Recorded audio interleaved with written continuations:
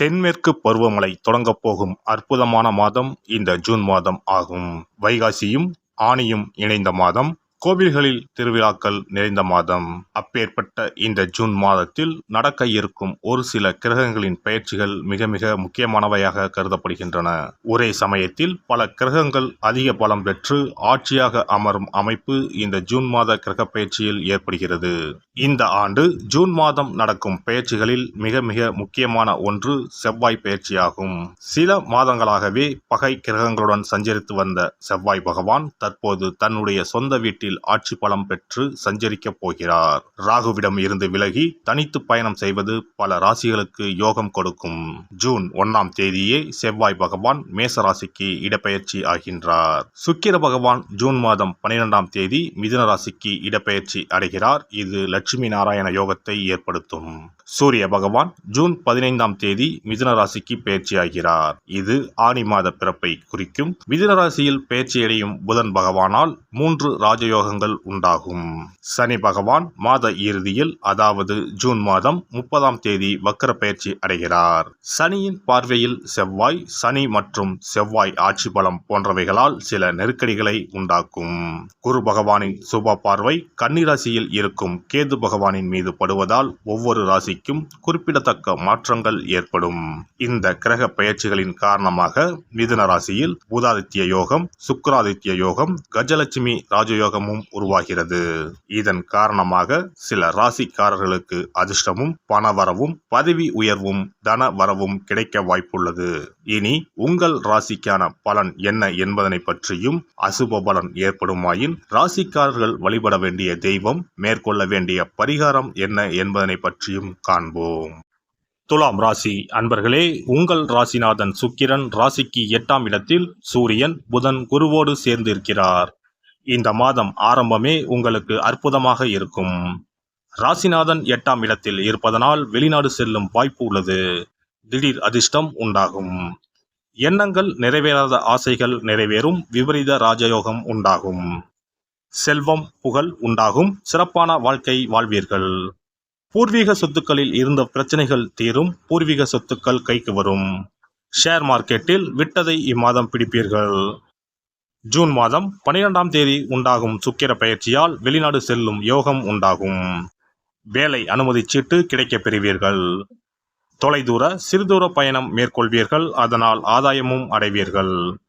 புண்ணிய ஸ்தலங்களுக்கு சென்று வருவீர்கள். ஆன்மீக எண்ணம் அதிகரிக்கும். தீய எண்ணங்கள் ஒளியும். தடைப்பட்ட காரியங்கள் அனைத்தும் நிறைவேறும். தான தர்மம் அதிகம் செய்வீர்கள். அந்த அளவிற்கு பணப்புழக்கம் இருக்கும். 5ஆம் இடத்தில் சனி பகவான் உள்ளார். இம்மாதம் புத்திர பாக்கியம் கிடைக்க அதிக அளவில் வாய்ப்புள்ளது. 6ஆம் இடத்தில் உள்ள ராகு உங்களின் கடன் சுமையை குறைக்கப் போகிறார். சிறு கடன்கள் அனைத்தும் அடைபடும்.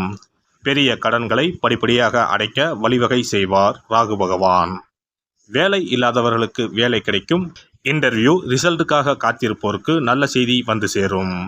6இல் உள்ள ராகு இம்மாதம் உங்களின் எதிரிகளை ஓடவிடப் போகிறார். எதிரிகளின் தொல்லை குறையும். கோர்ட் கேஸ் பிரச்சனைகளில் இருந்து விடுபட போகிறீர்கள். 7ஆம் இடத்தில் உள்ள செவ்வாய் பகவான் உங்களின் திருமண ஆசையை நிறைவேற்றுவார். நல்ல வரன் அமையும். 12ஆம் இடத்தில் உள்ள கேது குருவின் பார்வையில் உள்ளார். தொழில் நன்றாக இருக்கும். ஏற்றுமதி இறக்குமதி சார்ந்த தொழில்களில் இருப்பவர்களுக்கு நல்ல முன்னேற்றம் காணப்படும். புதிய தொழில், புதிய முதலீடு செய்யலாம். உடல்நிலை பொறுத்தவரை சிறப்பாக இருக்கும். உடலில் இருந்து வந்த வியாதிகள் சரியாகும். மருத்துவ செலவு குறையும். கணவன் மனைவிக்கு இடையே அந்யோன்யம் அதிகரிக்கும். கருத்து வேறுபாடு நீங்கும். தெளிவான சிந்தனை உண்டாகும். குடும்பத்தை அடுத்த கட்டத்திற்கு கொண்டு செல்வதற்கான முயற்சிகளில் ஈடுபடுவீர்கள். குடும்பத்துடன் கூட்டு தொழில் செய்வோருக்கு நல்ல லாபம் கிடைக்கும். வியாபாரத்தில் கொடுக்கல் வாங்கலில் இருந்த தாமதங்கள் விலகும். வாடிக்கையாளர்களின் ஒத்துழைப்புகள் புதிய நம்பிக்கையை ஏற்படுத்தும். நுட்பமான சில விஷயங்களை புரிந்து கொள்வீர்கள். வெளிநாட்டு தொடர்புகளால் மேலும் ஆதாயம் மேம்படும். முதலீடுகளை மேம்படுத்தும் பொழுது தகுந்த ஆலோசனை பெற்று மேற்கொள்ளவும். எதிலும் திட்டமிட்டு செயல்படுவது நல்லது. அலுவலக பணிகளில் திறமைகளை ஏற்படுத்திக் கொள்வதற்கான வாய்ப்புகள் இம்மாதம் அமையும். பெண்கள் விஷயத்தில் தலையிடாமல் இருப்பது நல்லது. வெளியூர் வேலை வாய்ப்புகளை சிந்தித்து முடிவெடுப்பது தேவையற்ற விரயங்களை தவிர்க்கும். அலுவல் பணிகளில் எதையும் சமாளிக்கும் பக்குவம் உருவாகும். கலைத்துறையில் இருப்பவர்களுக்கு உழைப்புகள் மேம்படும், அணுகுமுறைகளில் சில மாற்றம் ஏற்படும், புதிய பொறுப்புகள் அதிகரிக்கும், ஒப்பந்த விஷயங்களில் பொறுமை காக்கவும். இதுவரை தடையாக இருந்தவர்கள் விலகிச் செல்வார்கள், எதையும் தைரியமாக சமாளிப்பீர்கள். அரசியல் துறையில் இருப்பவர்களுக்கு செல்வாக்கு மேம்படும், புதிய முயற்சிகளில் சில நுணுக்கங்களை தெரிந்து கொள்வீர்கள். கட்சி தலைமை இடத்தில் அனுசரித்து செல்வது நல்லது, விலகிச் சென்ற தொண்டர்கள் மீண்டும் வருவார்கள். மற்றவர்களின் தனிப்பட்ட விஷயங்களில் தலையிட வேண்டாம், எதிராக செயல்பட்டவர்களை வெற்றி கொள்வீர்கள். பெண்களை பொறுத்தவரை மனதளவில் இருந்து வந்த கவலைகள் படிப்படியாக குறையும். மற்றவர்களுக்கு வாக்குறுதி கொடுப்பதை தவிர்ப்பது நல்லது.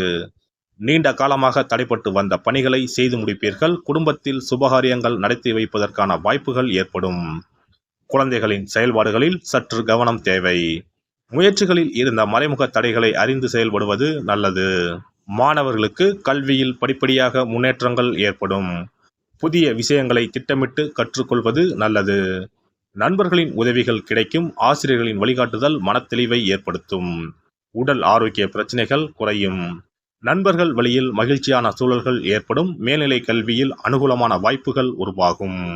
இம்மாதம் மேலும் சிறப்பாக அமைய வியாழக்கிழமை தோறும் பிரம்மதேவரை வழிபாடு செய்து வர முயற்சிகளில் இருந்து வந்த தடைகள் விலகும். சிறப்பு பரிகாரங்கள். கோதுமை மாவினால் சிறு சிறு உருண்டைகளாக 7 அல்லது 14 அல்லது 7 மடங்குகளில் உருண்டை செய்து கொள்ளவும். குங்குமத்தில் கொஞ்சம் நீர் விட்டு அதை வன்னி குச்சி அல்லது மாதுளை மர குச்சியால் தொட்டு கோதுமை உருண்டையில் ஸ்டீம் என்று எழுதி அதை குளம், ஆறு அல்லது கோவில் தெப்பக்குளத்தில் உள்ள மீன்களுக்கு போடவும். எழுதிய பின்னர் ஸ்டீம் என்பது அழிந்துவிட்டாலும் பரவாயில்லை. இவ்வாறு வெள்ளிக்கிழமை அல்லது ஞாயிற்றுக்கிழமைகளில் செய்து வர லட்சுமியின் அருள் உண்டாகி பணத்தட்டுப்பாடு நீங்கி செல்வம் சேர தொடங்கும். வெண்கடுகு சிறிது, 2 வத்தல் மிளகாய், 3 கல் உப்பு, பச்சை கற்பூரம் 3 இவை அனைத்தும் சேர்த்து வெள்ளை துணியில் போட்டு பின்பு அதை முடிந்து நல்லெண்ணெயில் நனைத்து வீட்டின் முன்பு இரவு 10 மணிக்கு மேல் எரிக்க ஏவல், பில்லி சூனியம் விலகும். தூங்கும் போது யாரோ அமுக்குவது போன்று இருப்பது, சிறுவர்கள் பயத்தில் சிறுநீர் கழிப்பது போன்ற தொந்தரவுகள் இருந்தால் படிகார கற்களை தூங்கும் அறையில் அல்லது தலையணைக்கு கீழே வைக்க வேண்டும். தோல்வி, அவமானம், எதிர்ப்புகள் ஆகியவற்றை சமாளிக்கும் மன வலிமையை அதிகரிக்க வாராகி அம்மனை மனதார வழிபட்டால் நிச்சயம் நல்ல பலன் கிடைக்கும். முடியவே முடியாது என்று நினைத்து கொண்டிருக்கும் காரியத்தை கூட உடனே முடித்து காட்டும் வல்லமை படைத்தவள் வாராகி அம்மன். இந்த வாராகி அம்மனுக்கு 8 சனிக்கிழமையில் சுத்தமான மண் அகல் விளக்கு ஒன்றை எடுத்து அதில் நல்லெண்ணெய் ஊற்றிக்கொள்ள வேண்டும். ஒரு கருநீல துணியை கட்டமாக வெட்டி அதில் கொஞ்சம் வெண்கடுகு சேர்த்து எல் தீபம் ஏற்றுவது போல முடிந்து கொள்ள வேண்டும். காலையில் 6 மணியிலிருந்து 7 மணி வரையிலான காலகட்டத்தில் அல்லது இரவு 8 மணியிலிருந்து 9 மணிக்குள் இந்த பரிகாரத்தை செய்துவிட வேண்டும். எல்லாம் வல்ல இறையருளால் நீங்களும் உங்கள் அன்பு குடும்பமும் உடல் நலம், நீலாயுள், நிறை செல்வம், உயர் புகழ், மெய்ஞானம் ஓங்கி வாழ்க வளமுடன்.